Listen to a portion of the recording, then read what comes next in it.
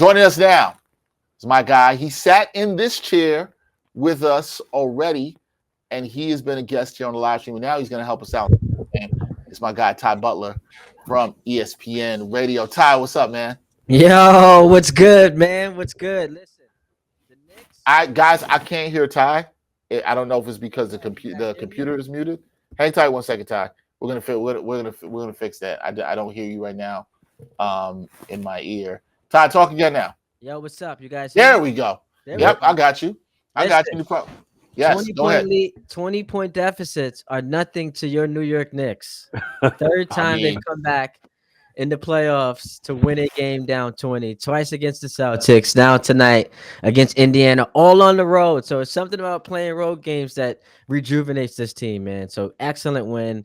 Karl Anthony Towns, spectacular. All the people who were sending mean tweets about Cat, go ahead and delete them because you don't want those showing up on All Takes Exposed. Yo, our guy Jamal Murphy here. There was people ready to drive Cat to the airport, Ty.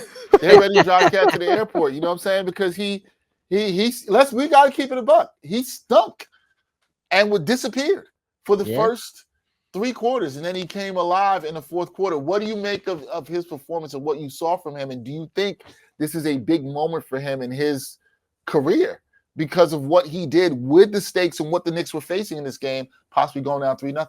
Well, listen, it's hard to say career because we've seen this exact formula. He did it in that game 4 against the Pistons where he, comes in and he hits a couple of big time shots. And then we're right back to having the same conversation about him 2 weeks later. So yeah, I guess the outcome will dictate what this means overall for like his legacy and what it means as far as how Knicks fans view him.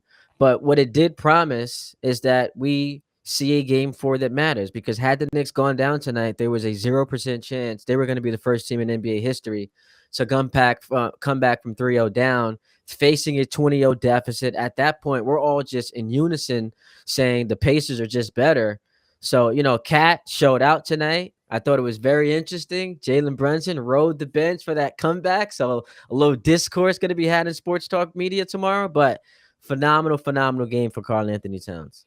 Nah, absolutely phenomenal game. And listen, I don't know how you felt down the stretch, Ty, about Jalen Brunson being on the bench, because that's going to be the talk. And you're going to hear from some people that are going to jump out the window and say, the Knicks team might be better when Brunson's on the bench. You saw a little bit better of the ball movement.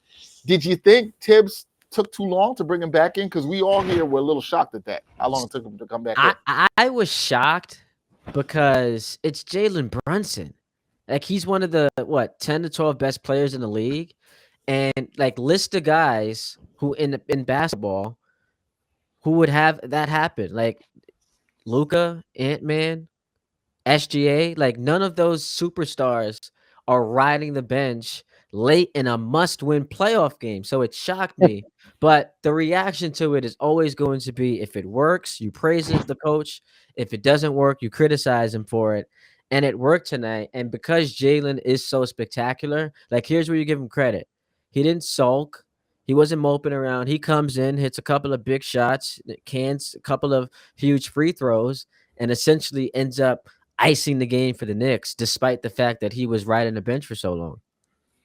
He was great. What did you think? Speaking of the bench, some other guys will have questions here too. What did you think of the minutes the Knicks got off the bench tonight? Because we saw DeLon Wright, we saw Landry Shamet. Some fans have been asking to see those guys. We did not see Campaign. I said in the last game, we don't want to see Campaign no more. I said we don't want to see you pay Campaign anymore, and you don't see him. What did you make of what the Knicks bench did? McBride obviously pretty good off the bench as well too. Yeah, I thought Deuce was tremendous. He comes in with such confidence, big time shot making. His defense is a huge problem for Indiana. It's a bit of a different look because they go from trying to pick on Jalen Brunson to now having to actually attack Deuce, and he does a good job holding his own. Josh Hart, I thought, looked a little uncomfortable in the beginning coming off the bench because, there's a difference, and players will tell you, like, as much as we want to, sing this anthem of, whatever the team needs of me, I'll do.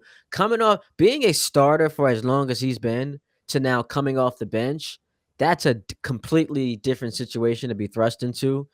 So I thought initially he looked really uncomfortable, but then we saw that energy, the rebounding. It's not something that's going to show up like in the scoring column, but the rebounding I thought was huge.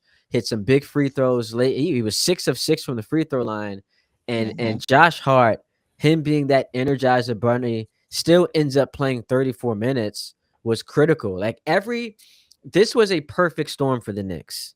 Josh Hart minutes, Deuce's minutes, Cat's eruption. I think the Brunson fifth foul ended up working out for them low key. And then I just Mm-hmm. thought that Rick Carlisle made a big mistake because he rode his bench too long in that third quarter. That's Mm-hmm. a time you're up 13, you go out for the knockout punch. Up 13, up 2-0 in the series. I understand you have your regular rotations. You go for the kill punch, and the Knicks were able to capitalize on him not doing that. Yeah, they definitely were. Yeah, I mean, Halliburton sat. We talked about Brunson sitting for a while. Halliburton also sat for a lot of that Knicks run early on, too. So that was a big thing there. Ty, want to ask you this. The shooting was just all over the place for both teams, but the Knicks ended up finding some, really Cat found some late. Indy shot 20% from three. So if you're looking at this, you're like, all right, Indy might not do that again. So what's sort of the formula for the Knicks to try to get a second one on the road for game 4, you think? Well, obviously, Jalen Brunson has to play better. 6 of 18. I typically, and I was actually because I'm doing the radio show tomorrow in the morning, and my theme was going to be it's very unfair that Jalen Brunson just can't afford to have a bad game. Like you should be able to have an off night and your team figure it out. Not throughout an entire series, but just one night where guys pick it up. So this starts and ends with he can't be 6 of 18 from the field, and I don't think you'll see that. I need Bridges, man. Like we oscillate, and I did the watch party show with you guys. We oscillate between oh yeah, bleep the picks. He was worth the picks, and then you watch tonight.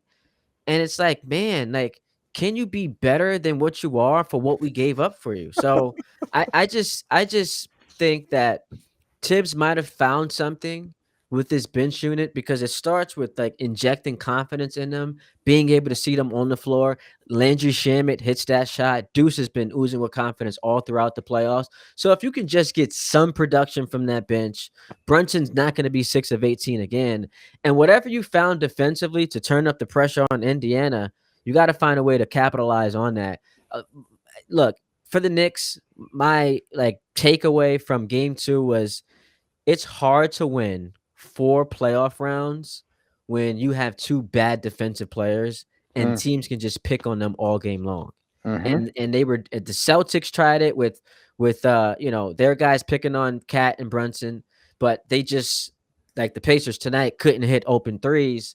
The Pistons tried it. They just didn't have the personnel to execute it. The Pacers do. So that's always going to be a disadvantage for them. But just to go back to my original point, Brunson's got to play better. What you got from the bench, I thought was fine. And then if Cat can somehow like summon those superpowers pre-fourth quarter, that would be awesome too. Would you run back the same rotation? Like, would you just do it the same way? You go legitimately 9 deep because 9 guys played double-digit amount of minutes for the Knicks. You start Mitchell Robinson. He plays almost 30 minutes. He tops out at 29, and you're able to stagger the 2 bigs. Like, they found some answers, I guess, but it looked clunky honestly, it looked clunky for 3 quarters until Cat kind of saved them in the end. But do you run back the same rotation for game 4? I think that you just roll with what we think worked because to your point, like they were getting bludgeoned. They were down 55-35. This game felt over. So the takeaway will be, oh man, starting lineup, rejigger things, and now that led to them coming back and winning this game. But the biggest takeaway is Cat had probably his best performance in a Knick uniform. Would I go with the same starting lineup? Yes, I would. I thought Mitchell Robinson looked gassed at times in this game. Like it didn't feel like he had the same impact he had coming off the bench. But yeah, man, I would roll with this same unit and just try to get Bridges and OG some easier shots, and also Cat's got to get it going earlier. Yeah, I want to just comment on that because I felt like I noticed the same thing with Mitchell Robinson, and Brian and I were talking about this beginning, but Mitchell Robinson was playing longer stretches, Ty, than he had ever had before, and this is a team that can run, and I think that definitely warned him a little bit. Now he's been a bit better conditioned than he has been throughout the playoffs since he came back from injury, but that's something I think the Knicks have to monitor. But hey, Josh Hart still played 34 minutes in this game. Yeah, Off the the bench. Mitchell Robinson thing is interesting because so he gets 29 minutes. The Pacers are going to try to wind him. They're going to try to bring him to the perimeter and get past him. He's excellent at recovering, even if he gets beat off the first step because he's so lengthy. But that's what they got to do. They got to figure out a way to neutralize him. If it's not sending him to the free throw line, it's making sure he's running so much where he's winded and he's not as effective as he is when he's that jolt of energy coming off the bench. Yeah. Murph, you got anything for Ty? I mean, from the Pacers side of things, this is again, they lose game 3 in a series. Every other series they've come back strong in game 4. What do you expect to see from them compared to how they played tonight? So if I'm the Pacers, honestly, I'm a bit concerned because I would rather and I don't think any athlete would ever admit this, but just me analyzing, or if I'm a Pacers fan, I would rather have gotten blown out in that game because getting blown out in game 3 just tells me we took our foot off the gas. We were a bit complacent and, the wheels just came off, similar to how we had seen in previous series. Losing a 20-point lead, now you go into next game with much, much more concern that you lost despite Jalen going 6 of 18, Bridges going 6 of 18, and Cat really didn't do anything until the fourth quarter. Now, he was tremendous in the fourth quarter, but to have those guys on lock for 3 quarters and still lose that game sends shockwaves to me through that locker room. And you got to figure out, like, Nesmith was awesome in game 1. I got to get him some more shots. I know he hurt his ankle, but I got to get him some more threes. The Miles Turner thing is interesting to me too. Like, he's not a post-up player, but you got to figure out a way to get easier shots. Their bench didn't really do much outside of TJ McConnell. I thought Obi Toppin is similar to Campaign sometimes, where it's like a roller coaster. But word. From the Pacers standpoint, I would much rather have gotten blown out in that game than to lose in a heartbreaking fashion, because now you got to conjure up like those, the mental fortitude to overcome blowing a 20-point lead against that team who we still know is excellent, man. Like, there's a reason why the Knicks were the 3 seed. Yeah. No, and they've come back and they have had these comebacks time and time. Like Ty mentioned, this 3rd time they've done in the playoffs. You have to start thinking this is a real thing. Ty, do you think this kind of win, you said you'd have concern on the Pacers side, and Murph just asked you, but do you think this kind of win can really spark the Knicks here? I picked the Knicks to win these next 2 games, 3 and 4. Really? I came out and said it. I think the Knicks will win these 2 games. Do you think this sparks them? Do you think they can win game 4 here in Indy? I think they can win game 4. I think anyone with conviction about, one way or the other is being disingenuous. We have no idea. Like, the first 3 games of this series, like, did we have any idea Indiana would be up 2-0? No. Did any of us think the Knicks, after going down 20, would come back and win? So we're all kind of just guessing at this thing. But to answer your question, can the Knicks win? Absolutely. They just showed that they can do it. And what are they now? 6-1 on the road in the playoffs. Right. And it's very encouraging. I keep pointing this out. For you to win the bad Jalen Brunson game is an excellent sign, because I don't think the rest of the series he's going to be that awful. He came into this game averaging nearly 40 points. He got the bad game out of his way, and he did it in a win. So the Knicks definitely can go on the road. And the Pacers, for some odd reason, just have been worse at home than they've been on the road. So I think we're going to have a spectacular game on Tuesday night. And watch for this tomorrow, because I know you guys consume a lot of sports media. Here's going to be the little ticker on all the shows. Does the winner of game 4 win the series? We're going to run that thing back the way we did in every other series we've seen played. Yeah. I mean, and it might be the case too, to be fair. We'll see how it plays out. I would ask this, Ty. So let's say Brunson does have the bounce back game, 30 plus, whatever it is. Do you have any concern? Because some people were saying that, hey, they kind of moved the ball better without him. Do you have a concern that he has the game, but nobody else does? I think Brunson would be smart. Brunson, we have to give him credit for how smart he is. High IQ player. And I think him watching that unfold the way that it did gives him enough ammunition mentally in his thought process of thinking the game to recognize I've got to get my guys going early. He knows he can score 30 in his sleep. Like that's just no question about it. But he's got to get those guys going. The ball has to move because if it becomes the Jalen Brunson or bust show, Indiana can win those games. They've shown that they can win those games. Once it's like, oh, OG hit a couple of big threes in this game. That's gonna He just did. kind of get overshadowed. Mhm. The deuce shots, Josh Hart, him hustling on the board. So a lot of these things get overshadowed. But I think he's smart enough as a player to recognize how that game unfolded and say I'm not going to completely change who I am. Like it's made me an all NBA guy for the second straight season. I'm once again an MVP candidate. Not completely change who he is, but make more of a concerted effort, at least early in the game, to move the ball around and get his guys engaged and involved. Because if you get them engaged and involved offensively, we see a completely different group on the defensive end. Once guys start scoring, they get motivated to want to play defense. Yeah, and I think he absolutely has to do that for this team moving forward. How much credit are you giving to Tom Thibodeau, if any, Ty, on those? Because you notice, and what I mean that, I mean specifically, one, the lineup change and putting Mitch into the starting lineup, and then two, going 9 deep, legit 9 deep in this game and playing DeLon Wright and Landry Shamet. How much credit do you think that Tom Thibodeau should be given here? I think we just all have to be consistent and fair because Good luck with that. if we're criticizing the dude for not playing his bench enough, for not utilizing lineups that work, then once he makes those changes, isn't it only fair to give him credit? Once he makes those changes and they work, you got to give him credit. Now, he certainly is not unblemished. He's made his share of mistakes throughout the postseason, but I think when we look at this roster, and I don't want to continue to harp on this, but winning 4 playoff rounds with your 2 best players can't play defense is tough.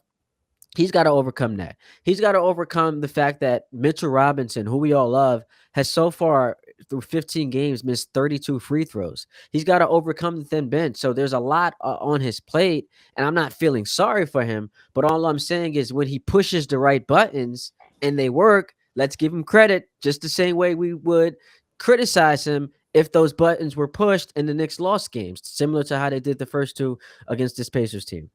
Nah, I don't disagree at all. Ty, know you got to run. We appreciate you, man, for coming and rocking with us after the game. We got to get you back up here in this chair. We got to do that. But a good win for the Knicks. Tell the people what you got coming up next. I know you got some stuff coming up tomorrow. You're on the radio tomorrow. What's going on next for you? Listen, I appreciate you guys. It's always a celebration every time we link up. As the great Aubrey Graham once said, I'm on ESPN Radio in New York, 880 ESPN tomorrow morning, from 6 to 10 a.m. Eastern, hanging out with my guy Rick DiPietro. So he's a big Knicks fan. I know he's gonna be hyped. So we'll break this down, talk some Knicks, talk some Yankees and Mets. Great weekend for all the New York teams. How about that, Dexter? No, you're right. It is a great weekend for New York teams. Mets got a dub tonight. Yankees won the series today as well too. So Liberty beat the Fever. Good weekend. Liberty 3-0 start. You know what I'm saying? Controversial non-foul call at the end, but we'll take that it. That shit was clean, Ty. Tasha Cloud. That shit was clean. Getting the steal. It was clean. Ty, appreciate you, bro. Go get some rest before the morning show. We'll check you out there. That is Ty Butler. Thanks, Ty. Appreciate you, man. Ty Butler of ESPN New York Radio. Check him out in the morning, as he said there. Good win. Thanks. Shout out to everybody in the chat. See, a lot of you have had a lot of comments. Yeah, a lot of hype. My guy Mike Patton in there. Mike Patton says, "What's up, Murph?" We'll try to go through some of these comments and just a little bit more talk before we go here. We got some good stuff to go through here. But look, if you're a Knicks fan, you have to be excited.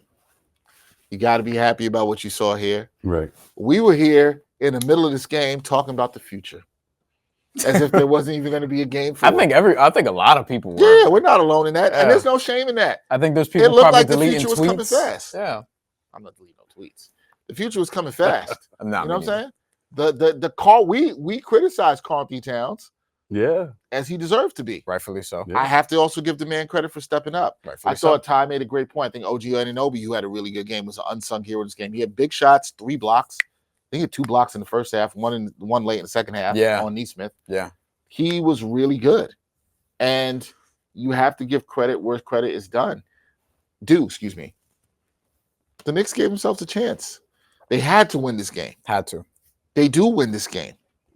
Now they could do what I said I think do. I think they're going to win game 4. And part of it is I don't think Brunson can play that bad again. I mean, he can, but I don't think he will. How you feeling about game 4? I mean, I think they're in pretty good shape. Not only did Brunson not have a good game, the Knicks did not have a good game. They didn't play well for the first 3 quarters or for the game. I think they had 14 turnovers or 13 assists. That's not a good game. Not a good game. It was sloppy most of the game. Somehow, I mean, it was shocking when they cut it to 5 and they cut it to 3. That's and it happened like that. Not even playing well. So I think from the Knicks mentality, like they have to be confident going into game 4. They have to feel good. They know they can play better than what they did. So they won the game. They won.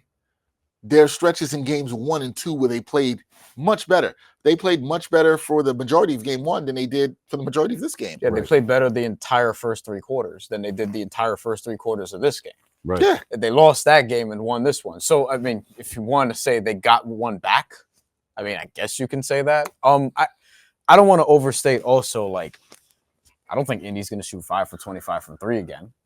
You know what I mean? Like, there's another piece to this where it's like, I know the Knicks didn't play their best, but Indy had a bad second half also. And I think the Knicks played better than them, like, not just in the fourth quarter, but in the third quarter too. Defensively too. Yeah, that's where you really felt the turning. Like, defensively, Indy wasn't in their rhythm where they were flying and they were moving the ball and things of that nature. The Knicks were actually, like, staying home, playing defense, responsible defense. They had some stupid fouls here and there, as we talked about during the game. But at the same time, they did a really good job of just elevating their defense, their pressure, and things of that nature. The Pacers ended up with 12 turnovers in the game after not having many early on. The Pacers also ended up winning the rebounding battle, 38-37.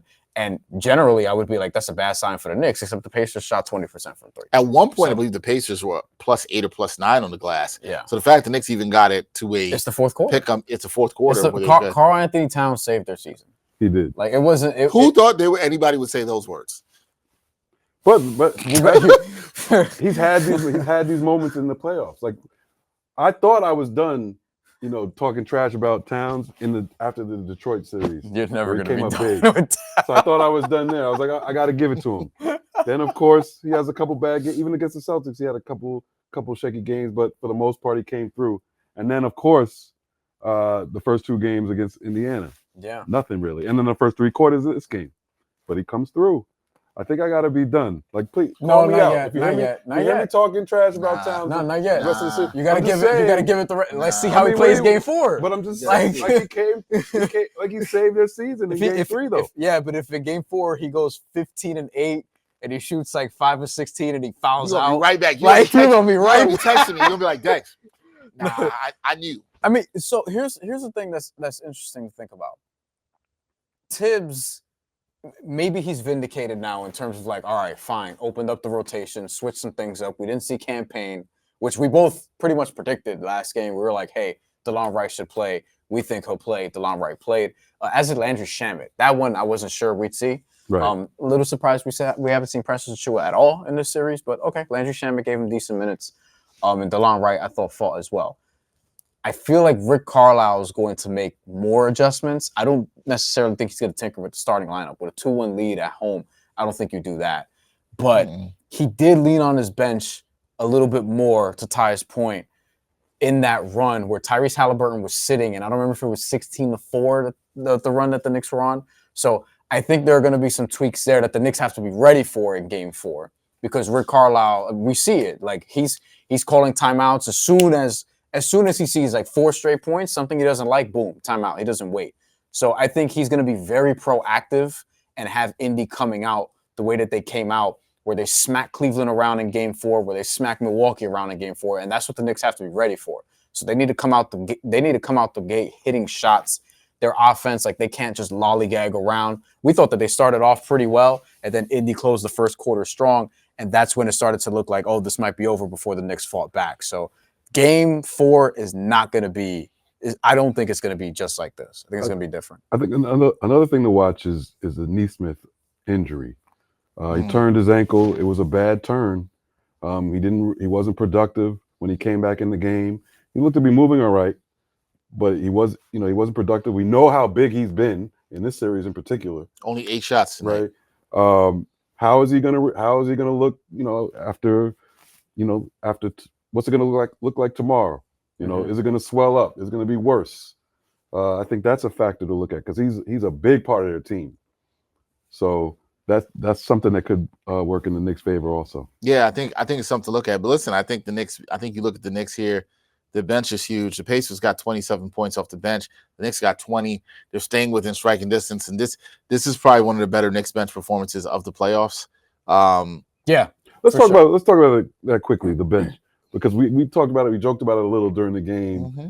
Okay, you haven't been using anybody all year. You wait till game 3 when you're down 2-0 to all of a sudden you're bringing these guys in off the bench. Mm-hmm.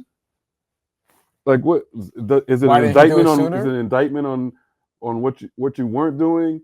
Does he continue to do it game 4? Because it's not so much do or die game 4. Does he continue to use the bench? Was it successful? Like we said, they didn't play a great game as a team. I still do think it's do or die though. The reason, I still look at it as do or die too. Yeah. But I know what you're saying. Yeah. Is that you talked about this at the the top of the game, desperation might not be with the that same. desperation, that urgency, Right. and human nature is to let down just a little bit. Right. I will say this to what you're bringing up, which I think is a good question. If Tibbs does not